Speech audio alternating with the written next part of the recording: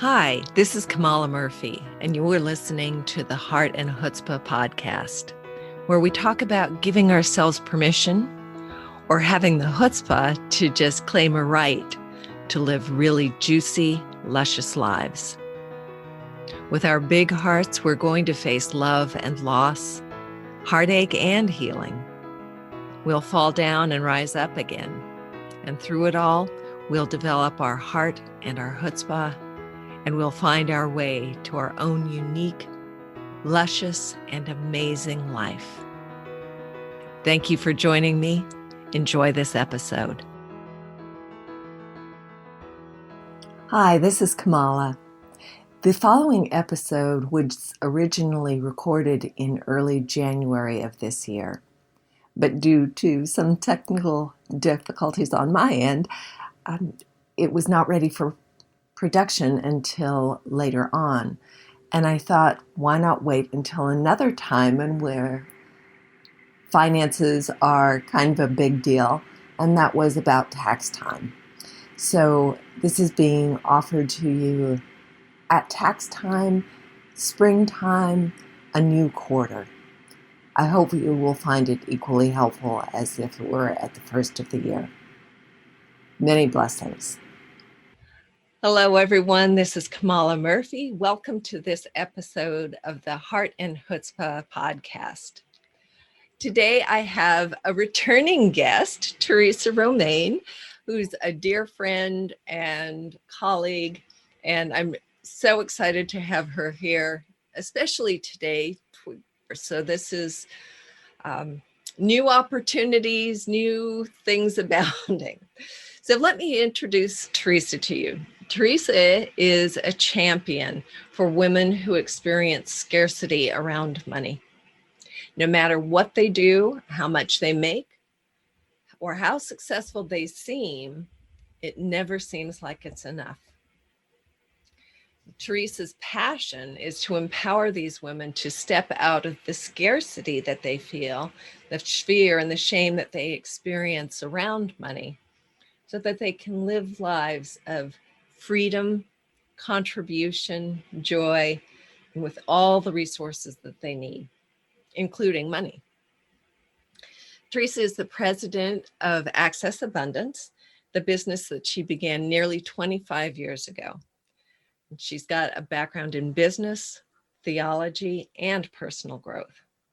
And the approach that she brings to money, scarcity, and abundance is really unique. Really unique.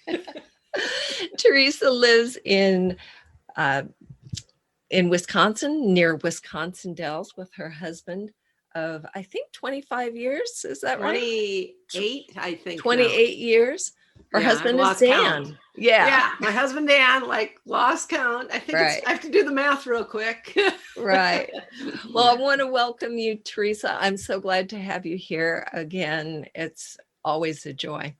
Yes, and again, I woke up and it's today. Yeah. I just love it when we get to connect and have these conversations. So thanks for having me back. Absolutely.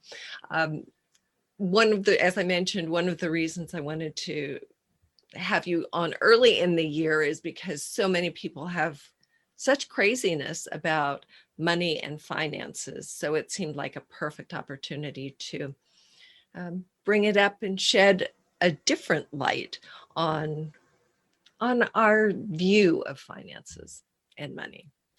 But before we dig too deeply into that, I'd love to have you share once again with our listeners, how did you come to be doing the work that you do with Access Abundance and women and money and all of that? Yeah. Well, the short answer I can give tonight would be I started doing this abundance work out of the quagmire of my own scarcity. It was especially the scarcity that I experienced after leaving my six-figure corporate job, which loved the money, didn't love the job, to start a network marketing business with my husband and to do it full time. And what I was really looking for was something that I could still have a great income a great lifestyle, and it was something that I enjoyed and that made a difference in people's lives. So network marketing seemed like a good fit, and never one to kind of go at things halfway. We got to jump in and do it full time. So I quit my 6-figure job. We moved to the Twin Cities because we were living in Chicago. We bought a house. That was an interesting how you buy a house when you don't have a job, but we managed. And the plan was we've got enough savings that can keep us afloat for a year. We're going to go at this business. And by the end of the year, we should be bringing in enough money to, keep things going and then onward and upward. But that didn't happen. Right. We did a lot of what they told us to do and a lot of what we thought we needed to do. And a couple of those things were, we spent money to make money. Yeah. We spent lots of money to make money. We spent money to look successful, because if we didn't seem successful or prosperous, then nobody would want to do our business with us or believe in it.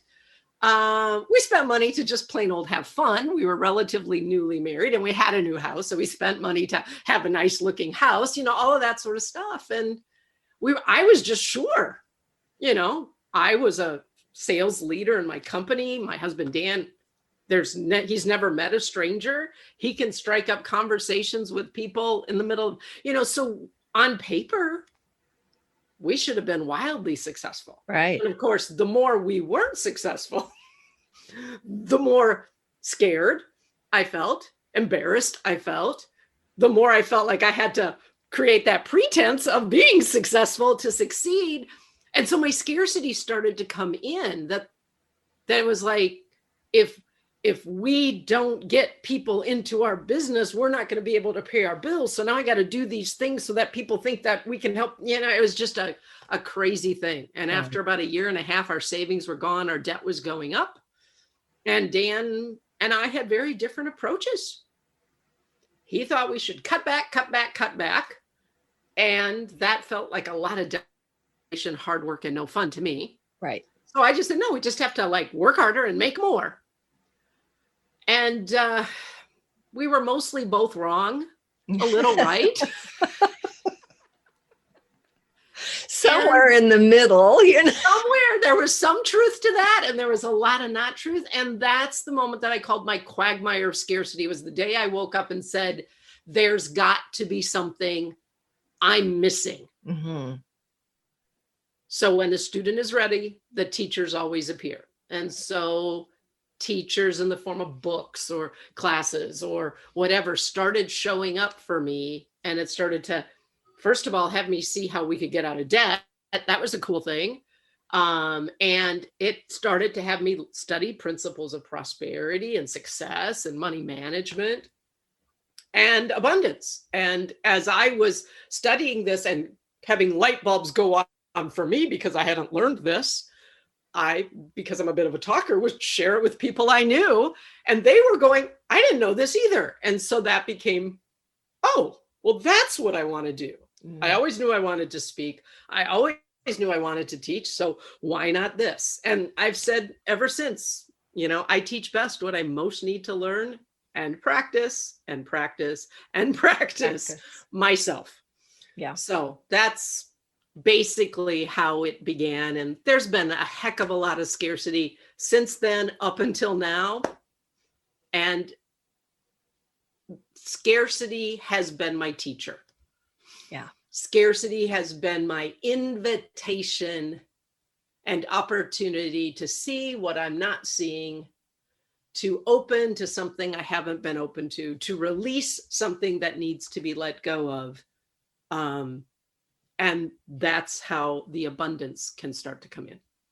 Cool. So do you think, we hadn't talked about this before, but do you think scarcity is an invitation for most everybody?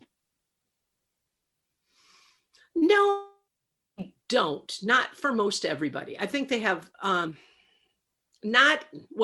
hang on. Back up. Scarcity around money, probably not. Okay. Scarcity of time, of energy, feeling like they're not enough. Mm-hmm. Mm-hmm. I think that's so much a part of our human condition, the world we live in, that when encountered, when it shows up, it is an invitation for growth and learning. I don't know that everybody takes advantage of it. Right, right. But yes. I think that's what I was kind of coming around to. Is like, it may be an invitation if our eyes are open to seeing that it is an invitation. Absolutely. But I think for most people, my people and others, they just see it as a problem. Yeah. Or something to be fixed, solved, or gotten rid of. Enter abundance. That's the solution. Right. And as I finally discovered after 23 plus years of trying to solve scarcity by getting the abundance I wanted, I discovered that's not the solution. That just keeps us in the scarcity. Right. So, right. Got to change the game we're playing. Right. Which leads into, so what is this new game that we need to be playing? So let's do a little bit of backdrop here. I have discovered, first of all, that our world, and my clients, me, maybe you, probably you, we live in a world that's built on scarcity. We don't see it. We don't recognize it. I call it an archetype of scarcity. Yeah. It's collective. It's unconscious. It shapes our beliefs and it shapes our way of operating. Yeah. And living it's life. A problem. It's a problem. Yes. I'm not even going to go so far as call it a problem. I'm just going to call it like the operating system everything runs on. And I guess I'm calling it the problem because it's like it seems so painful, right? And like you said, fix it. Yeah. But pain is a great teacher. Yes. The problem is we don't get the lesson. I'm going to digress here. Hopefully I can get back to where I was going. But I remember when I was a kid, a very valuable lesson I got about pain as a teacher. I was probably 8, 9, 10, third, fourth grade. It was summer. I lived in a small town. My older sister had worked overnight, the night shift at the canning factory. So she was sleeping upstairs. Dad was at work and mom was going to quick run an errand downtown. So I was old enough and Barb was upstairs. Mom could leave me alone. It was a little before lunchtime. And so I decided that I was going to surprise mom and I was going to fix her lunch. And what fixing her lunch looked like, well, I'm going to make her a can of soup. I'm going to make her some soup. Mm. I had learned how to use the can opener, so I could go down and get a can of Campbell's tomato soup it was. And I opened up the can opener, and I had watched mom do this before. I poured the contents into this little dipper that my mom always used and added a little water because mom taught us how to stretch it out, which I'm thinking Campbell's soup is already pretty stretched out. But anyway, and then I ran into my first obstacle. Which knob do I turn on the stove? So I looked at them and they had these little pictures and I think that means that this burner, front right, that's the knob I turn. So I turn it to high. Now this was an old electric coil stove. Yeah. And I put the little dipper on it. Now attention span of a third grader is still not very long. And I waited. And after a few minutes, I thought, something's wrong. Because whenever I saw my mom making soup, the coil, the burner was red. Mm-hmm. And mine wasn't red. It was still black. So I thought, I guess I didn't turn on the right burner. So to see if the burner was working and I turned on the right one, I pulled the dipper away and I went, bam, palm flat on the burner. I had turned on the right burner. Guess what I felt immediately? Pain. And that pain was very valuable because it had me pull my hand away very fast.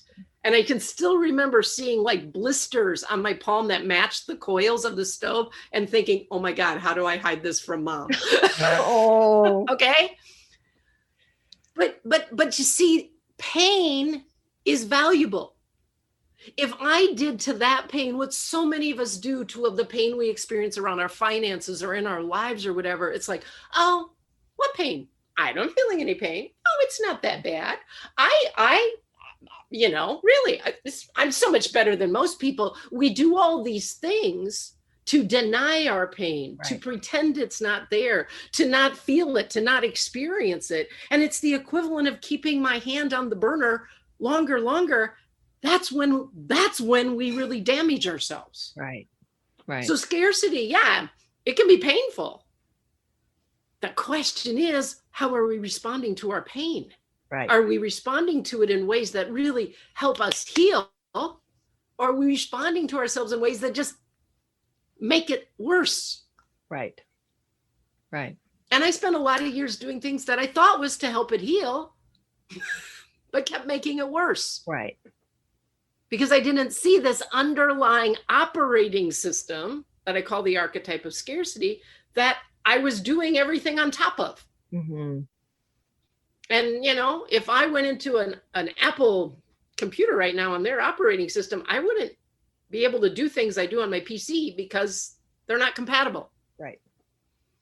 And so that's what I think happens for a lot of people around their scarcity. They deny it, they hide it, they pretend it's not there, they smile through it. Yeah. Because it's not that bad. Right. And in that, they miss the opportunity early to pull away and guess what? I've never put my flat hand on a burner, whether I thought it was on, whether I know it's on or off. I haven't done that again. So it taught me a valuable lesson. Yeah. Didn't mean it was fun. Didn't mean it didn't hurt. Right. But yeah. So pain is underappreciated. Yes, definitely. And sometimes then it's over emphasized, like it gets stronger and stronger and stronger. Yeah. Yeah. So, you mentioned the hand on the stove. But I was wondering too about the things that you have struggled with, and I'm sure, the network marketing is part of this, but the wounds that you and struggles that you've gone through that have actually turned out to be gifts. So I know that the the hand on the stove is one. What are some others that you can share with our listeners? Yeah. I mean, I know that there are so many. Well, because we recognize that there are gifts, and to hear you share what have turned out to be gifts, I think helps the rest of us. Oh, yeah. Well, I mean, first of all, that whole journey that I just shared with you is totally gift to me now. Yeah. It didn't feel, lots of it didn't feel like gift, didn't come wrapped in pretty paper. Right. But when I know where I'm at now and how I've been able to bring so many pieces of who I've always been and what my life has been about together, and to wake up most every day like I get to do what I love to do. That's the gift of that quagmire of scarcity. That's the gift of how that pain set me on a journey to keep learning and discovering how I can live a life I enjoy, that is fun, is fulfilling, that I get to contribute, that I get to use my gifts, that I get to feel like I get to be who I was created to be more and more. Like to have that and still have a nice income, and to be able to make a difference in the world and in people's lives. Whew. Yeah, that's a lot of gift out of a quagmire of scarcity. Yeah. Now, specific places along the way, I look back, when I was in college, I wanted to be a theology major. That story. Yeah. But when I announced it to my mom, it was like, no, you need to make money. You have student loans to pay off. And so I went ahead and got a business degree. And for years, I thought that was not a gift. That was a mistake. That was me not getting to do what I really wanted to do. Right. And yet, I'm glad now Mm-hmm. because I grew up without money. Mm-hmm. My parents were basically retired, not because they had money, but because they were old, could have been my grandparents, and lived on Social Security. In fact, just about a month ago, I found some old financial aid papers. So this was in the 80s. And I saw that it had to put my parents' income. And like they had an income of like $5,000 for the year. Wow. And I never knew that. And it was like, holy buckets. How did they do that? You know, I mean, I never felt poor. We never had a lot of money, and I was always told I had to go to work to make money. But if I had been able to just go straight into working for the church where I wanted to, you don't get paid a lot working for the church. Right. Right. I never would have experienced what it is to have like a 6-figure income. I never would have had the experiences in life that income allowed me to have for myself, and also allowed me to create and do for others. Mm-hmm. Mm-hmm. So even what seemed like not being supported or empowered to follow a dream turned out to be a gift, because now I got an experience of the potential of life. Yes. Now, my mom implied that it was an either or. You got to make money or do what you love. And I had to make a choice. But that either or kind of set me on a path to find the and. Mm-hmm. It took me a while. And that's the difference between the archetype of scarcity and what I call the ancient archetype of abundance. The archetype of scarcity is all about either or. Right. One or the other. A lot or nothing, all or nothing, fast or nothing, big or nothing, or very little. And the archetype of abundance, with built on a very different understanding of abundance, is always about and. It's about and. It's inclusive. It's not individual. It's an and. It's collaborative. It's cooperative. So it's, even in hearing, as I'm saying it now, either or to and, there's just a different energy. Clearly, yes. And that's what I'm getting. It's like the and, just that word puts you in more of an energy of true abundance than either or. So that's a gift. More recently, I would say, well, you know, I mean, I filed bankruptcy.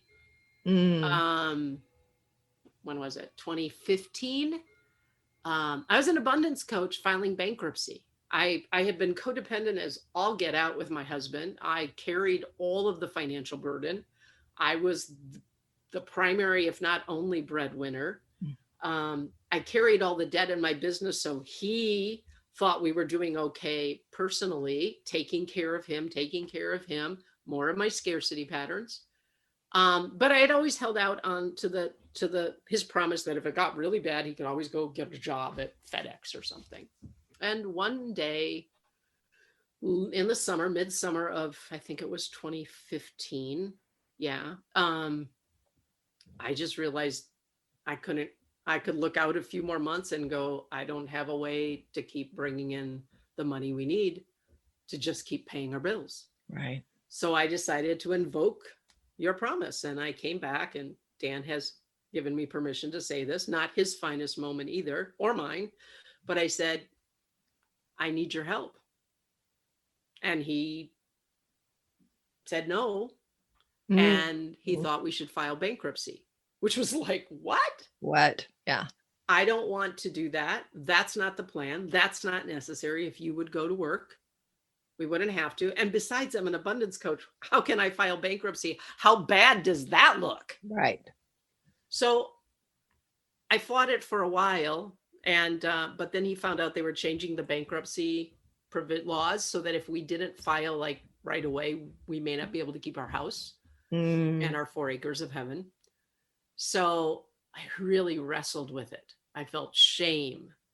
I felt embarrassed. This was definitely not the plan I had for how we were going to get out of debt. I felt betrayed. I felt so many things. Yeah.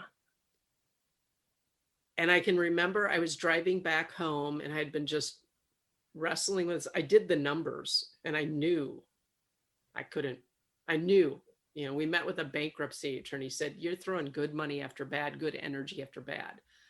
But I didn't want to. I was proud and I was, all of this stuff. Right. But the gift of it was, and I can still remember exactly which road I was at, exactly where it was, when I suddenly got that to give myself the gift, the permission to file bankruptcy was truly the most loving action I could take for myself. Because in that, I was one, giving myself grace or amnesty. I made mistakes, but I had learned from them. I was letting myself forgive myself and be forgiven. I was giving myself a fresh start. Yeah. And that ability to love myself in the midst of what seems like failure and shame, and like to let go of that and choose me,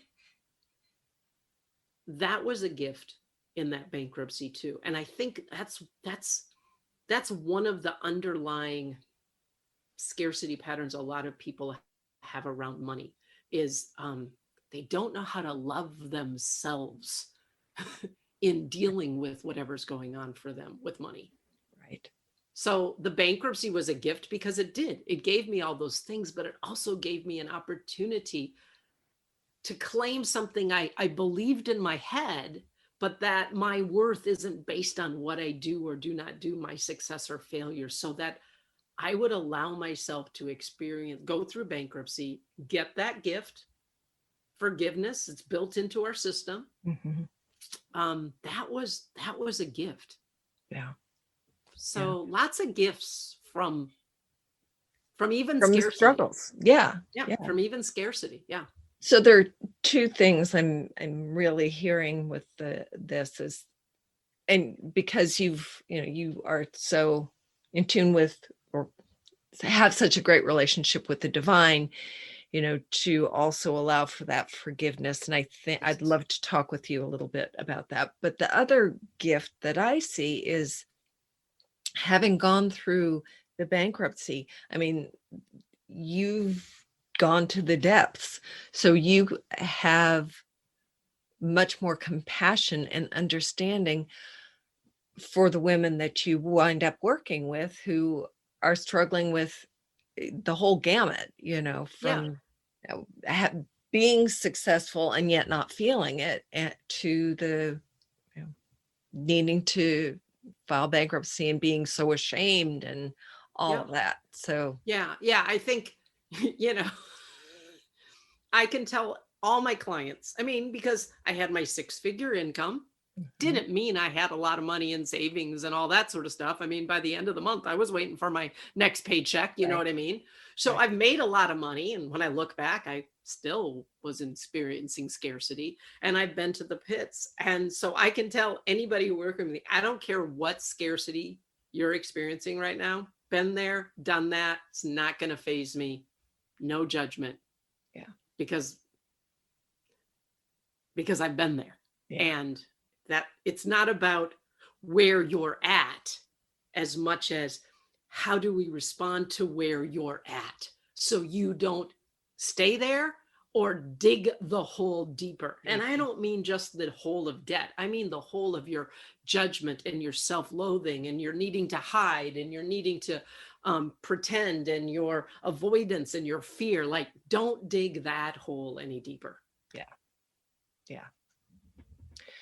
So again, one of the reasons I wanted to speak with you early in the year again is because it is the beginning of the year, and so many people, weight and money are the things that the people Yep. that I know, those are the things they really want to focus on at the beginning of the year. So it seems like a perfect time to be talking about how you work with people, and what are the things that your clients bring up to you, and how do you work with them? This is like 5 questions in one, but I know you don't mind. We'll just go where you go, but those were the things that, how can we forgive ourselves and get into this new paradigm of abundance, and starting at the beginning of the year. It's like, how can you make it easy for people, Teresa? Well, I don't know if I can make it easy, but let's see if we can make it simple. Simple can sometimes be very hard. That's true. That's true. So at the beginning of the new year, I was thinking about that. So here's a conversation that happens for a lot of people around money at the beginning of the new year. It begins with the words, this year. Mm. This year, we're going to get out of debt. This year, we're going to set a budget and follow it. This year, we're going to start saving. This year, we're going to start investing. This year, we're going to make more money. This year, I'm finally going to hit 6 figures. This year. Okay. So if you listeners are having any of those this year thoughts, my first question to you is, did you have those same, were you having that same conversation last year? Mm. And the year before that? And the year before that? And the year before that? Because if this is a repetitive conversation, then there is nothing that you are probably going to try different this year that's really going to change the outcome. Right. It's not about putting your big girl panties on. It's not about bucking up and just having willpower. It's not even just about getting out of debt, because you can get out of debt and then live in fear that you're going to get in debt again, or actually get back in debt again. It's not about that. I want you to first realize that something else is going on. Yeah. And one thing I know is true for the mostly women I work with is the fact that they're experiencing scarcity in any of the many forms we've talked about, and that it's a constant, it's recurring, it's chronic, it's repetitive. It's not for lack of effort or desire on their part. Right. They have been trying to solve it or fix it for years, trying to make more, save, do all of those things we talked about, which is usually some variation of more or less. Right. Make more, spend less. Do more, have more, whatever it is. Then that's because in the archetype of scarcity, abundance is understood to be the opposite of scarcity. So the whole game is about ending the not enough, and the solution to not enough is to have more or lots. And so we're always in this game of, it's always in pursuit of more of whatever it is we think we don't have. And then abundance becomes a goal to achieve, something to get, something separate from us, usually measured by externals. Right. So that's not going to change the outcome. If you're in some conversation about this year and we're going to do more, I'm going to budget more, or I'm going to save more, or spend less, it's probably not going to work, because you're thinking that the problem is a money problem. And you're thinking that money is the problem. Right. And that's the first illusion. Money is not a problem, and your problem is not money. Back to the gift. Money, if you're experiencing scarcity with it, is more like a headache. Now, when you have a headache, especially in Western medicine, what most people will do is they'll take an aspirin to get rid of the headache, because they don't like to feel the pain. Right. And they want to just be able to go on with their lives and not have a headache interrupt them. And when they have a headache, they get a little upset because their body let them down and they shouldn't have a headache. So they get rid of the headache by taking an aspirin. And it seems to work for a few hours, but then the headache comes back. So then they take a Tylenol. And that seems to work for a while. And then the headache comes back. So then they take an Excedrin and that works. And then they take this one and they take this one and they keep taking this one. They think the headache is the problem. And so they're trying to get rid of the headache. But the headache is not the problem. The headache is the gift. The headache is your body telling you, hey, there's something going on here that's not working. And the headache is the symptom, very mild symptom, trying to get your attention to say, hey, need some more supplements, need this, need that. Because if you address that, not only will the headache go away, your whole body will be better. Right. And taking aspirin and Excedrin and Tylenol and ibuprofen, they may get rid of the headache temporarily, but they don't get rid of or change what's causing the headache. Right. Right. And so the same thing is true around money. If all you've been trying to do is figure out how to get rid of the debt or have more savings or have the money you think that's going to give you security, you're just trying different aspirin and Excedrin and Tylenol, especially if this is not the first year. Right. If this has been like every year you're trying to do it, know that there's something else going on underlying that you need to address, which is what I call that underlying archetype of scarcity, which at a subconscious level has us live in a world built on scarcity, where the built-in premise is in scarcity. Our economic system is an example of it, and that there's not enough. Mm-hmm. And even deeper at conscious and subconscious levels, an internal belief that we're not enough. Right. And underneath that we're on our own and there's a separation between the physical and spiritual worlds, and money is a physical world and that's for us to deal with it, and it's not spiritual and God has nothing to do with it. And if we're separated from God, then especially if we have a scary God, then all the more we think it's up to us. Right. Which just has us feel more not enough. And more separated. And more separated. And then we hide in shame and judgment. And then we keep trying to do more or make more or have more to feel better about ourselves. And we wind up with less of some things that are really important or that we really want. And we're still in the scarcity. Yeah. So if your listeners, if you are saying this year, especially if it has a certain like emphasis or tension come in your body, like you can already feel the willpower that you're going to follow, take a break, stop. That's not the path. Yeah. We got to redefine abundance, which, you know, when you go to my website, sign up for the mailing list, that's the very first thing I introduce you to. A new definition of abundance, why it matters, and how it affects our relationship with money.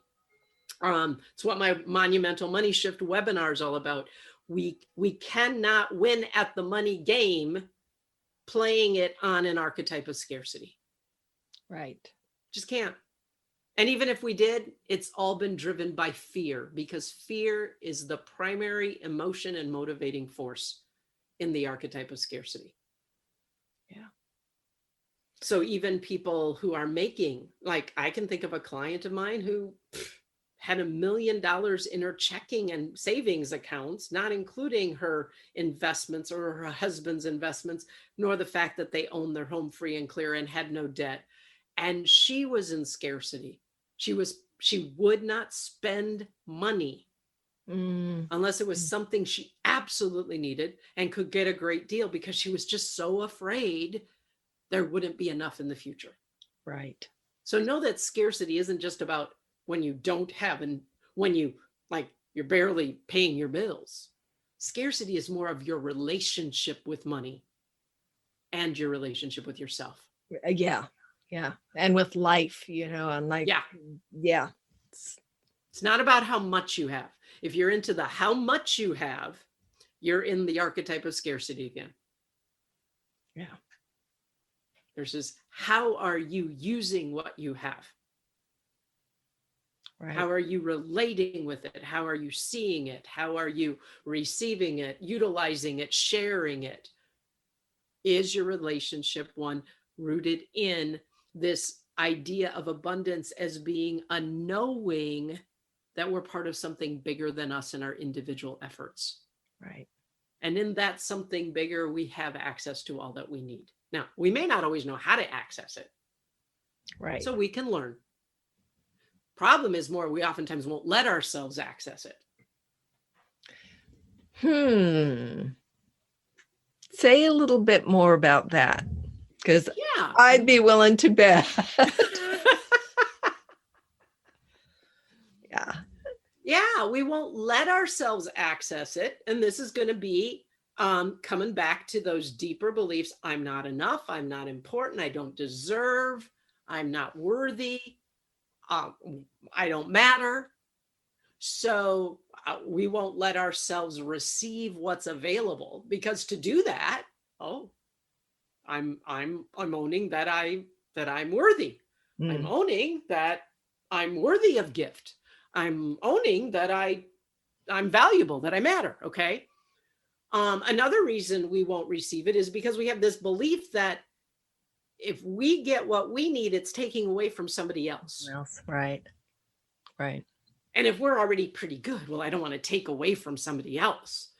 And that goes down to another more subtle, until you dive into it, symptom of the archetype of scarcity is it's very individual.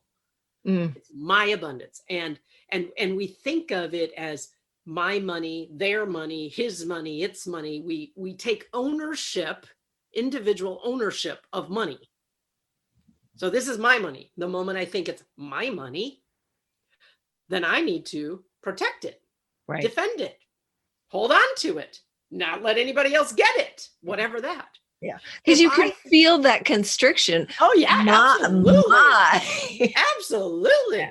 Yeah. And if I think it's your money, and especially if I think, well, you're struggling or having a hard time or something like that, well, I don't want to, I can't charge you I can't charge you for my services because then I'm taking your money.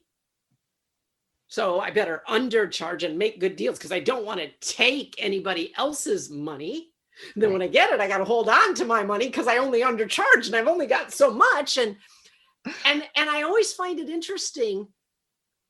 We never think of it like that when it comes to oxygen.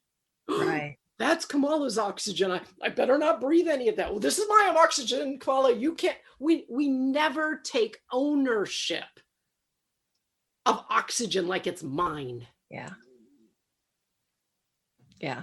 But we do around money. If you want to break a pattern, you or listeners or whatever, just start going through life and stop putting a possessive, whatever that pronoun, whatever it is, before money. Stop calling it my money or our, as in my husband and I money, or these are my bills, or this is my whatever.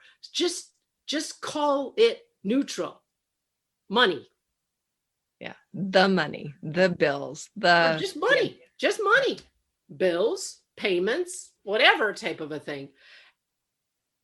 And it will feel weird at first. Yeah. But it also, you may start to get like, if you just call it money, it's like you sense that there's this money. Money is this bigger collective than my money. Yeah. I love that. Yeah. So it will start to, rewire some things. Yeah. And that's important. And that's important. Right. Because it really isn't my money. And it isn't your money. It's money. Money. And money, just like oxygen, there's enough available for everyone to thrive. And just like with oxygen, the process of accessing and sustaining that abundance is we open to receive, we inhale, we absorb just like our bodies utilize oxygen in the ways that supports life in our bodies. And then we exhale the excess, the carbon dioxide that doesn't support life for us, but does support life for the plants and trees around us, who then in turn release oxygen back for us. Yeah. That's the flow. That's the built-in flow to all of creation.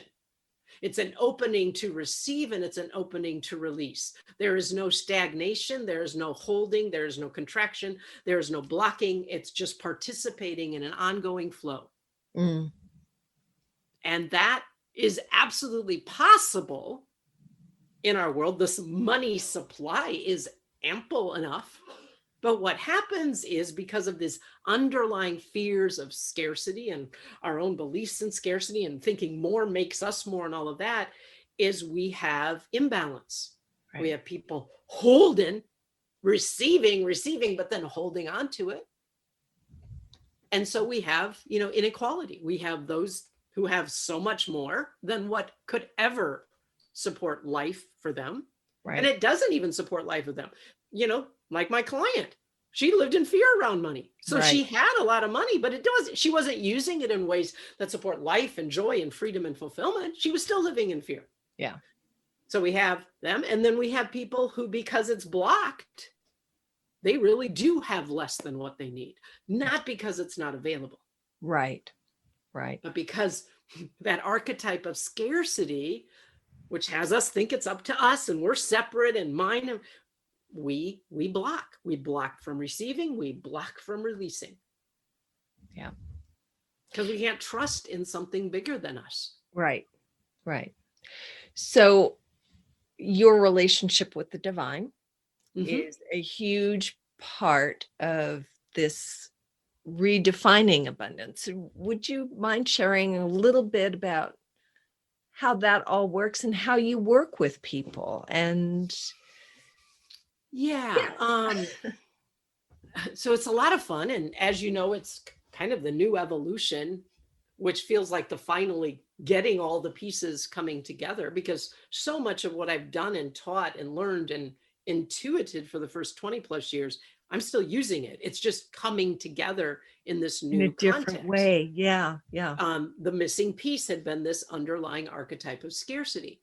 So the first thing, my people are coming to me mostly because they are experiencing some type of scarcity around money. Mm-hmm. They may have a lot of money, they may have little. But the pain, the pain is around the money, and they're wanting to solve their pain, which is fine. Yeah. But one of the first things we do is we say, it's not about the money. Mm-hmm. The headache thing. It's about going deeper beyond the money to see. We're using money as like a mirror. It's an external that can mirror back to have us see what's inside of us, what's the internals that shaped our choices, behaviors, relationship with money to create the results we currently have. Mm. And those internals are going to they're going to go back to some wounding experiences, to the ways they think they're not enough or not worthy, not important, and how then they use money either to make themselves important or to reinforce, see, I'm not important. Right. And then, and all of those places, they're using money to pretend to be something or someone they're not. Right. If anything, if only to themselves. And so that's a hiding response. Mm-hmm. And I always love to use the story of Adam and Eve hiding in the garden after they eat the fruit from, interestingly enough, the tree of the knowledge of good and evil. Right. The tree of judgment. Prior to that, they didn't judge themselves or anything else. They were just in the garden with God, not separate. They eat and suddenly they can see good and bad, right and wrong. And of course, what do? They immediately judge themselves. Right. Not for what they did, but because they were naked. They didn't have anything to hide. They weren't hiding. So they hid in a bush. And God called to them, where are you? Where are you? I say God continues to call to all of us. And that's the call I do to my clients too, is where are you? Where are you? Where are you? First of all, see where you are. Yes. Because because where you are is holy ground and God is with you. But the invitation is always to come out of hiding. Because only in coming out of hiding can we discover who we've always been and who we were created to be. Right. And can we finally begin to get that what I do or what I have, how much money I make, whether I'm in debt or not, does not measure our worth one iota. That our worth is inherent. But we cannot trust that if we're at the same time hiding from ourselves and from others. Right. So my program is called The Soul Work of Money. And really what it's about reconnecting with the soul that we are, the spirit of God embodied in a unique human expression, and learning to express ourselves and be ourselves from the inside out instead of looking outside for how we're supposed to be. Mm-hmm. And then using our money in service of what's inside getting out instead of this is how I have to be according to what's outside of me.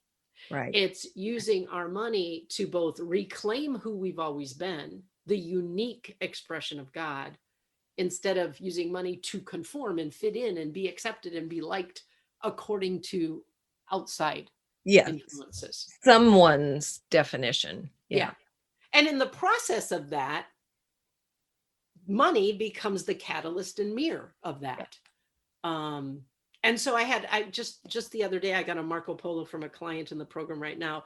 And it just warmed my heart because she said, because she had so much shame around money. And she had just, at her own words, is she had stuck her head in the sand around money for years, sure in the belief that she couldn't do it. She was stupid about it. She didn't know how to do it. And if anybody found out where she was really at, she would be judged, ridiculed, and humiliated. I mean, my heart breaks when I hear those stories. And it's not like she hadn't asked for help before, but the two forms of help that she had ever gotten was somebody who did it for her. And then they went away. So then she's left on her own, unprepared, or they just told her, this is what you should do. And then she didn't follow through and do it, which just reinforced, see, I'm no good. Right. And her Marco Polo the other day was, I've always known, people have always told me what to do. And I've always known that it was more than that. And she said, you're helping me see what to do and helping me do it. Like we're working with her money, but I'm getting it, what's underneath it that had prevented me from being able to do these things before. Yeah. And to do them without fear and judgment and stuff like that. And that's freedom. Yeah. That's freedom. Doesn't mean she's out of debt. Right. Right. She's not. But she's more free around money because she doesn't have to hide. Yeah. Teresa, today is the first time I've heard, or it's sunk in, about the money being a mirror for what's going on inside of us. Sure. And it's like, that's eye-opening to me. Oh, absolutely. And I'm sure you've told me before, but and I will tell you, like on one that recently I was retelling, but it's a perfect example. And I know we've got to wrap soon, but back in 2000, I launched my very first website. This was before WordPress and all of that, so you had to pay for coding. And I'm an abundance coach. I'm 4 years into it. It's just me. Okay, I'm not like this, but it's like, wow, I want to create this impression. I want to look really good, look good, really successful. I want people to think, wow, she's really abundant. So I kid you not, my first website launched had 100 or more public pages. Whoa. With probably 500 photos I paid for at Getty Image to create this fun energy. And there were games to play, and there were movies with discussions about movies and the abundant and scarcity messages in them. And there were activities, and there was a quiz, and there was all of this sort of stuff. And I ran out of room on my credit card at $25,000. And we had to launch it. And when we launched it, we didn't even have a database in the background. We had no way of sending autoresponders. If somebody signed up on our quiz, we had to manually send them stuff. Yeah. But notice where all my money went.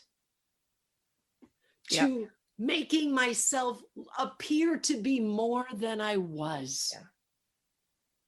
Yeah. Money's the mirror. Now, I at some respect, I knew that was what I was doing, but I thought that's what I needed to do. Right.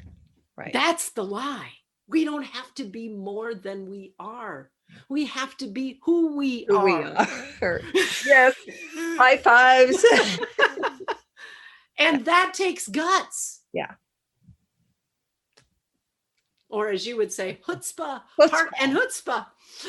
Yeah. Because it requires both. Yep. Yep. Yeah. So money is the mirror. It's a sacred mirror. It's the way the divine is getting our attention and saying, remember who you are and whose you are. Yeah. Beautiful. Yeah. I'm thinking, when you said sacred mirror, it's like, oh, I have heard that before. But sometimes it just takes a while to sink. Repetition is how we learn. Why do you think it's been 28 years for me? Or however long I've been doing this, 25, whatever. Anyway, well, Teresa, thank you so much for spending time with me and sharing your wisdom and care with our listeners. So it's my pleasure. It's my pleasure. And any of you listening, please do reach out if you have any questions. Visit me on my website. My gift for you, if you go to the begin here and sign up for my mailing list, is those 3 videos I told you about, which will already open up the door to a lot of what we're talking about here. Yeah, very good. And you can find Teresa at her website is teresaromain.com, and it's Teresa without the H and Romain without the E. So TeresaRomain.com. Bingo. Yeah. So again, thank you so much, Teresa. Thank you, listeners. I hope you enjoy this. Please rate us if you love this episode, which I hope you do. And blessings. Happy New Year. And until next time, take care, everyone. Bye-bye. You bet. So there you have it, a little heart and chutzpah for the day. Today, give yourself a little permission to be both big-hearted and a little feisty, just like you were created to be. Thank you for joining me. I hope you'll reach out to me via social media at Kamala Murphy, and it's Murphy with an EY, or at my website, kamalamurphy.com. Again, thank you for joining me. Many blessings until next time. Bye for now.